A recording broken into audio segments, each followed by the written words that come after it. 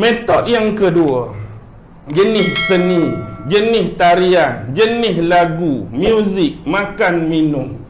Ajak orang supaya orang tak pi tempat Nabi Muhammad. Hari ni berlaku ke tak? Dia buat kadang-kadang tempat-tempat khusus yang dia panggil mungkin kelab malam, yang dia panggil mungkin kelab dandut, yang dia panggil mungkin clubbing tu clubbing ni, function tu function ni, party tu party ni. Bila dah ada benda-benda macam tu, memang tak sah kalau tak menyanyi. Hak laki pun menyanyi, hak perempuan pun menyanyi. Maka berlakulah ikhtilat, bercampur gaul lelaki dan perempuan. Tambah-tambah pergaulan lelaki dan perempuan tadi, aurat pun ditutup secara tidak sempurna. Hak tu kuning, hak tu colour biru, hak tu gebang macam singa laut, macam-macam. Lepas tu hak belah bawahnya dedah sana, dedah sini, hak tu ketat sana, ketat sini, hak tu bersembur sana, bersembur sini.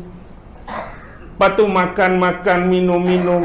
Dan kalau mungkin tidak dapat dielakkan, kadang-kadang minuman-minuman yang disajikan tu termasuk yang diharamkan oleh Allah. Minuman-minuman keras dan sebagainya. Dan ini berlaku di banyak tempat di dunia ni. Bukan sahaja di tempat-tempat yang didominasi oleh non-Muslim dan orang kafir. Bahkan benda ni dah masuk dalam negara-negara yang dikatakan milik orang Islam. Jadi bila terkena dan terjebak dengan perkara ni, dia akan melekakan manusia, melekakan umat Islam. Yang ketiga, apa yang dia buat ialah mencari cerita-cerita daripada sumber-sumber agama lain. Contoh Taurat, contoh Injil. Walaupun kita tahu dan kita sedar bahawa cerita-cerita dalam Taurat dan Injil ni tak lekang dan tak jauh beza dengan Quran. Taurat nak cerita apa kalau bukan cerita para Nabi? Injil nak cerita apa kalau bukan cerita para Nabi? Tetapi bila berlaku dua benda tu, kita dah jadi tak seronok. Apa dia? Pertama, menghilangkan fakta-fakta penting tentang Nabi Muhammad. Dan yang kedua ialah mengubah isi-isi kandungan dan menyelewengkannya.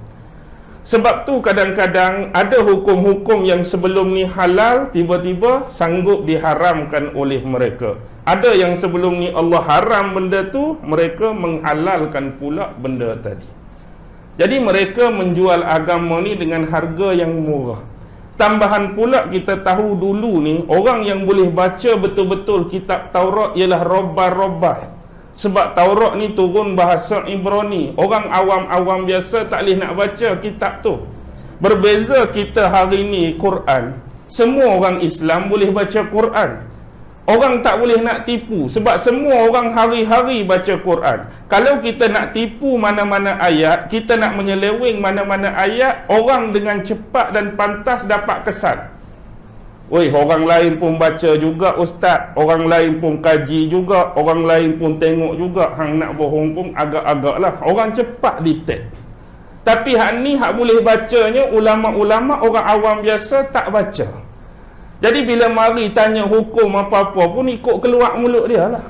Yang penting apa? Kadang-kadang mereka meminta upah, mereka meminta imbuhan. Kalau nak bagi tahu hukum lagu-lagu ni, kena bayar.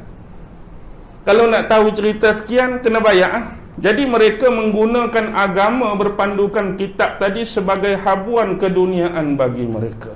Sebab tu Allah mengutuk para robbai-robbai Yahudi yang terdahulu yang menjual dan memperdagangkan agama. Baik, tiga benda ni sememangnya berlaku. Tetapi bila tuduhan-tuduhan yang dibuat ke atas Nabi Muhammad oleh sebilangan sahabat-sahabat dia yang guna cara lain tak sama macam dia, dia sememangnya antara orang yang bukan nak kata defend Nabi secara, kita kata apa, dia memang tak menyebelahi Nabi, tapi apa yang dikeutarakan tuduhan-tuduhan oleh sahabat-sahabat dan kawan dia tu, dia tak setuju. Contohnya dalam sejarah, apa yang kafir-kafir musyrikin Mekah pernah tuduh Nabi. Nabi antaranya dituduh sebagai tukang syair. Nabi dituduh sebagai pelaku paranormal, tok nujum, peramal. Nabi dituduh sebagai kerasukan. Nabi dituduh sebagai orang gila, orang tak berapa betul otak dan pemikiran dia. Jadi walaupun ni tuduhan, dia tu jawab balik tuduhan ni bukan kerana nak defend Nabi, tapi kerana tuduhan ni memang tak ada asas langsung. Sebab dia orang belajar, dia orang cerdik akal dia. Bila orang tuduh Nabi sebagai ahli syair, mana mungkin kita nak tuduh Muhammad sebagai ahli syair, sedang kita ni orang yang hebat dan cakap syair. Kita belajar semua pelbagai jenis syair. Bila Muhammad baca ayat-ayat Quran yang dia dakwa tu dengan syair yang kita ada, yang kita pengalaman ni, langsung tak sama. Jadi dia buat benda macam ni bukan defend Nabi, tetapi corak tomahan tadi tak ada asas untuk kita letak tuduhan ni atas diri Nabi. Jadi kalau kita cakap bahasa kampung, hang nak tuduh orang pun agak-agak lah, biar tuduhan tu berbaloi.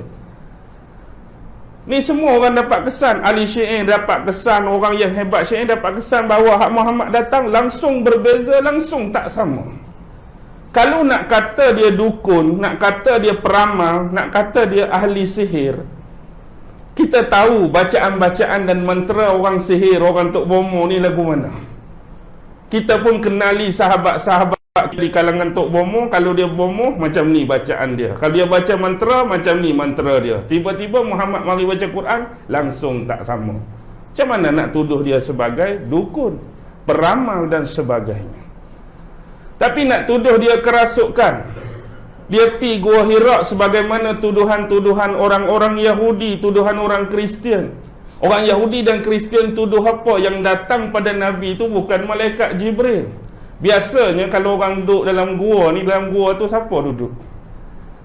Jin, hantu, setan. Sebenarnya hak masuk kat Nabi tu jin, hantu, setan. Dia dakwa kata malaikat Jibril mari peluk dia. Tu orang kafir tuduh kat Nabi. Jadi Nabi ni kerasukan.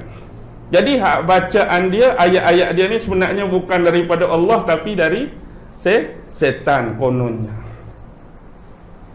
Kalau dari setan ni dia merapu. Kalau dari setan ni orang boleh detect. Ayat dia ni ayat yang tak akan menyokong setan. Tiba-tiba ayat ni ayat setan, dalam ayat-ayat Quran banyak kutuk setan. Contoh kata, ayat ni datang daripada Ustaz Auni ni, bukan daripada orang lain. Tapi bila orang dakwa ayat ni dari Ustaz Auni, banyak ayat-ayat tu duk kutuk Ustaz Auni sendiri. Logik tak? Ayat kata dari saya, tapi ayat tu celaka Ustaz Auni, bangsa Ustaz Auni, bengong Ustaz Auni. Apa saya nak buat cerita tu? Dah dia dakwa ayat setan, tapi ayat tu duk kutuk setan, laknat setan. Jadi terbalik pula. Tak logik. Jadi nak tuduh pula Nabi apa? Gila. Nak gila macam mana? Dia orang yang paling amanah, orang yang kamu kenal. Last kali apa kemuncak dia? Tuduh Nabi sebagai ahli sihir. Tuan-tuan kena faham, tuduhan ahli sihir pada Nabi jangan duk sangka macam tuduh sihir ni. Ahli sihir hari ni kita boleh buat magic, contoh terapung, orang kata sihir ni, duit hak duk tangan popek-popek hilang sihir. Maksudnya dikatakan Nabi ni ahli sihir bukan kerana perbuatan-perbuatan sihir sebagaimana yang kita maklum tu, tetapi tuduhan ni ialah kerana Nabi mendatangkan ayat-ayat Quran ni memang kita tak boleh nak buat apa. Contohnya ayat ni datang daripada seorang lelaki yang dianggap sebagai ummi. Bila dia ummi, dia tak reti baca, dia tak reti tulis. Dia tak reti baca, dia tak reti tulis, tiba-tiba mampu datangkan ayat yang mencengangkan orang kata, hebat. Dia baca pun tak reti, menulis pun tak reti. Lepas tu pula nak tuduh dia belajar dengan bapak dia. Bapak dia meninggal, dia duduk dalam perut mak lagi. Tak ada peluang nak tuduh belajar dengan bapak. Nak tuduh belajar dengan mak, baru berapa hari menyusu dengan mak, hantar pergi kampung Halimatus Sa'diyah dah. Lepas tu duduk apa lama, mak meninggal. Duduk dengan tok, nak kata belajar dengan tok pun 2 tahun je. Mak meninggal umur 6 tahun, 8 tahun tok meninggal. Bila tok meninggal, duduk dengan pak saudara. Pak saudara tu pula kira hak tahap paling sederhana. Nak mengelakkan orang tuduh Nabi belajar ni, Nabi terpaksa bantu pak saudara kerja. mengembal kambing, pi berniaga. Jadi cara hidup Nabi tu tak ada peluang Nabi tu nak pergi belajar dengan mana-mana guru. Orang nak tuduh, dia ada ruang tu masa dia pergi belajar, dia ni mengaji ni, tak ada. Sibuk mengembala kambing, sibuk berniaga, pi situ, pi sini. Jadi tak ada tuduhan. Jadi bila datang daripada orang yang macam ni, tak erti baca, tak erti tulis, tiba-tiba ayat yang dia bawa tu, wow. Ayat yang dia bawa, power. Jadi orang anggap tu sebagai sihir. Tu maksud dituduh ahli sihir. Tu bukan kerana buat benda pelik-pelik macam kita sangka hari ni. Jadi sihir sungguhlah Muhammad bawa ni. Jadi sihir dari sudut tak mampu akal mereka nak fikir bagaimana Muhammad mampu menghasilkan ayat-ayat yang didakwa sebagai ayat Al-Quran. Itu Nadar bin Haris secara ringkas.